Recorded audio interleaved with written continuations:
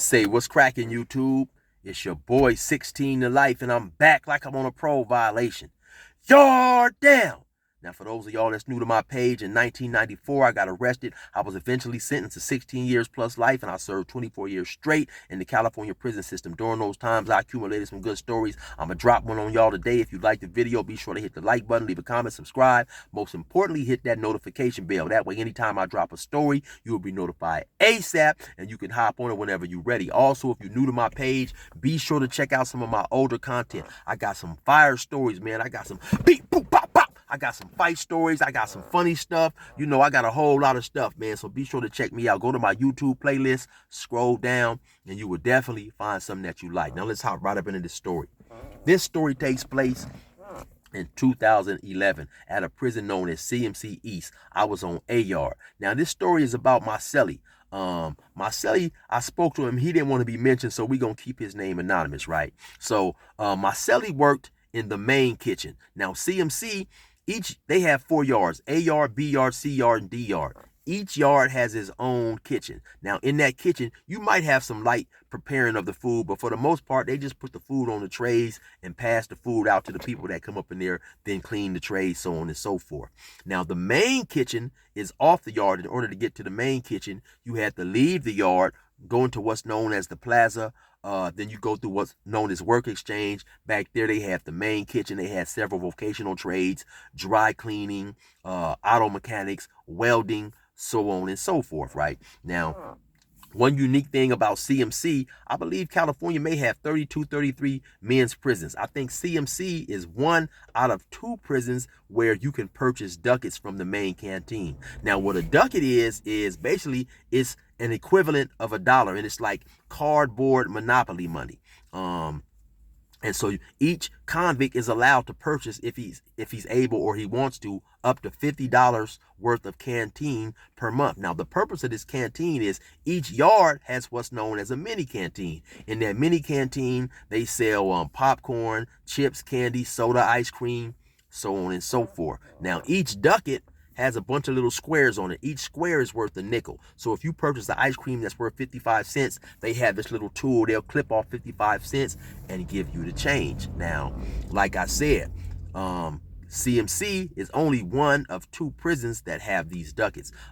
So now, of course, these ducats are being used also as a form of currency. So whether you're doing something legal or illegal, you know, it's going to be the exchange is going to be in ducats, you know. Now, at other prisons in California, people may want stamps, coffee, hygiene, seafood, but here all they want is ducats. So if you don't have no ducats, it's going to be hard for you to do business. Now, those ducats, like I said, since they was being used as a form of currency, also made it extremely lucrative to be hustling there, right? Because of course you got people selling drugs, you know, you got people on the black market, and so everything, the prices is astronomical, right? So you also have people who will go to visit. And when they go to visit, they may have their family give them $100 cash, maybe sometimes $300-400 cash. Then they'll bring the cash back, take a $100 bill, and sell the $100 bill for up to $170 and possibly even $200 worth of ducats, depending on the exchange rate at that time. Now, why some people would do this is because in California, you have a lot of dudes who get restitution as part of their sentence. And so now, when I first came to prison, restitution was 22%. So if you had somebody send you some money from the street, they was taking out a portion of that money for your restitution. So initially when I came, like I said, it was 22%. So if somebody sent you $100, you would only get $78, but that was manageable. By the time I left, and even before I actually left, maybe probably around 2000, maybe 9, 10, somewhere, they hiked restitution all the way up to 55%. So if somebody sent you $100, you was only going to get $45. So you're giving the majority of your money to the state. So for that reason, you would have a lot of people not have their family send them money if they had restitution.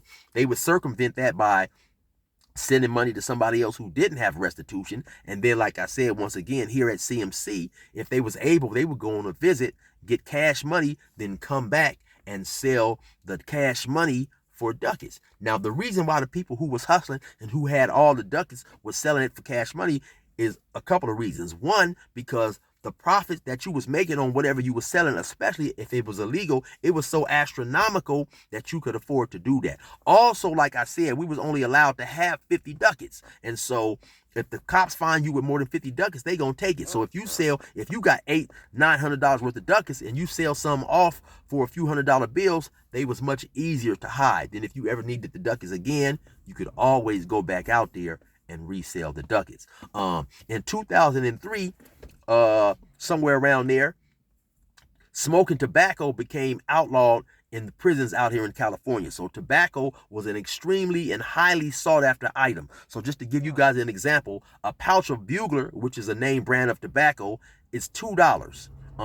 So in the California prison system around that time, 3 pouches of Bugler was going for $100. A can of Bugler was anywhere from about $18 to $20 on the street, but to purchase a can of Bugler in prison was $500. So you could make tons and tons of money. You also, of course, had guards bringing in tobacco. You also had guards confiscating ducats from people when they had more than 50, then turning around and reselling them for $100 cash. So it was a whole lot going on, right? So I just had to give you guys that little, lace you guys with that information in order to give you the story, right? So now, Marcelli is working in the main kitchen. I believe he worked in the storage room up in there, maybe stacking sugar and flour or whatever he was doing up in there, right? So now, one day he happens to get approached by a free staff. Now, what a free staff is in California is anybody that works in the prison, but not in the capacity of a guard, a sergeant, a lieutenant, a captain, so on and so forth, right? So if you're the head cook, you're a free staff. If you happen to be the dude who in charge of the convicts in the dry cleaning class or the auto mechanics or at school, we refer to all those individuals as free staff. Now, one day, Marcelli gets approached by this free staff by the name of Swanson. Now, Swanson was this old, fat, unkempt white dude. He was probably in his late 30s, early 40s, right? Imagine if Spanky from the Little Rascals grew up and didn't take care of himself, right? This is what Swanson's ass looked like. And so Swanson, he approaches Marcelli. He's like, hey, man, I'm trying to make some money, man. Is there any way I can make some money? Now, Marcelli had been in the kitchen for a while, so you kind of have rapport when you're working around these dudes. So my Sully was a little skeptical because a lot of times you just don't have free staff approaching you talking about making some money. So my Sully like, man, what you talking about? And so eventually Swanson says, hey, well, anybody that wants some tobacco or whatever. So now Marcelli, of course, he's around there hustling. He's at that time he'd been locked down about maybe 22, 23 years. So he hustling, trying to get him cell phones and take care of himself. And that's the good thing about them ducats. You can buy cash, send money to the street, buy packages, cell phones, all that type of stuff. So Marcelli is extremely interested in what this dude is talking about. So Swanson tells Marcelli that, yeah, man, I'll give you 4 pouches of tobacco for $100 cash. So Marcelli, he like, hell yeah, don't even trip, man. I'm gonna bring it to you tomorrow. So they go in, the next day comes, Marcelli takes him the cash. He gets the 4 pouches of tobacco. So Marcelli is winning because now off a pouch of tobacco, you can get anywhere from 50 to 60 cigarettes. A cigarette at that time was going for $3. So let's just say you get 60 cigarettes. You sell the cigarettes, that's $180 just off 1 pouch. You take that 180, you go back, you buy your $100 again. Now you still got 3 more pouches that you can accumulate all these ducats and do whatever you want to do with them. So Marcelli, what he would do, he had dudes working for him. He would give them 10 cigarettes, have them bring him back $25 and keep $5. Now, $5 may not seem like a lot, but for an individual who's in prison who doesn't have anybody taking care of him, $5 is a lot, especially when they're in the form of those ducats. Now you can go buy you a soda, you can go buy you food, because you have people also running stores in prison selling food and stuff or whatever. So you can go do that. Now also 10 cigarettes, you can probably sell 10 cigarettes maybe in 30 minutes or an hour. So you are a person hustling cigarettes, you're liable to make, $40, $50 just selling cigarettes for somebody else. And then the good thing it's doing for Marcelli is keeping his name out of the limelight, right? So Marcelli, like I say, he's going back and forth with Swanson.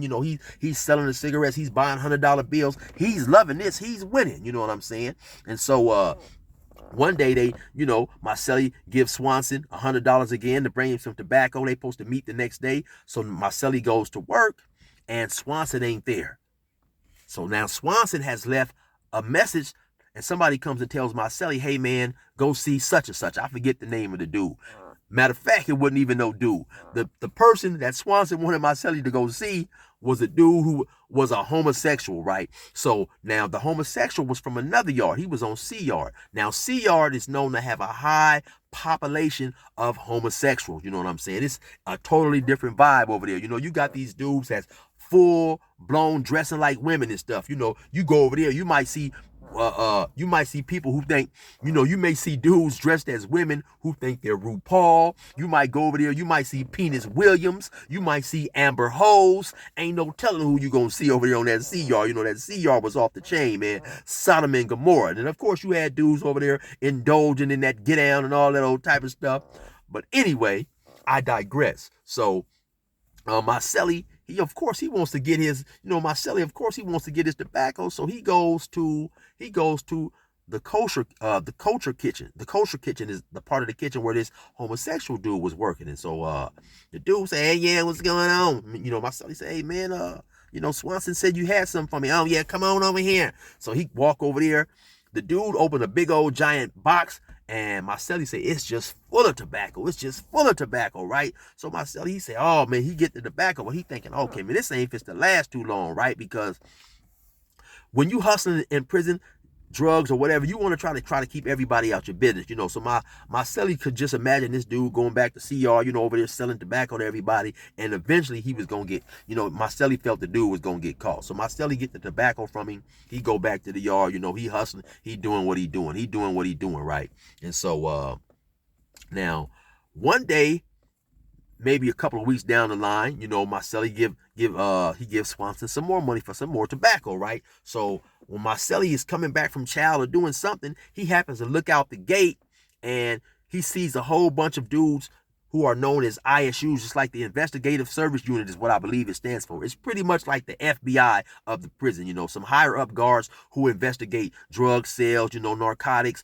contraband, stabbings, things of that nature. They're coming, it looks like they're either heading to the main kitchen or they coming from the main kitchen. I can't remember which, right? So of course Marcelli, he gets a bad feeling. He like, oh man, So the next day when Marcelli goes to work, no Swanson, right? So Marcelli goes in there. He's talking to his boss, which is a free staff. They said, oh yeah, the goon squad, which is the ISU, they came up in here yesterday. They came up in here. They went back there into that room, the kosher kitchen where Swanson worked, and they got him, they handcuffed him, walked him off the prison ground. They was back there searching and doing a whole lot of stuff, right? So Marcelli was like, oh man, it's all bad. It's over. You know what I'm saying? It's over. Because he had been killing them and making a killing, right? And so he come back, he tell me all about it, man. He said, oh man, they end up walking the boy Swanson, they end up walking Swanson off, and so the next day, Marcelli goes back to work,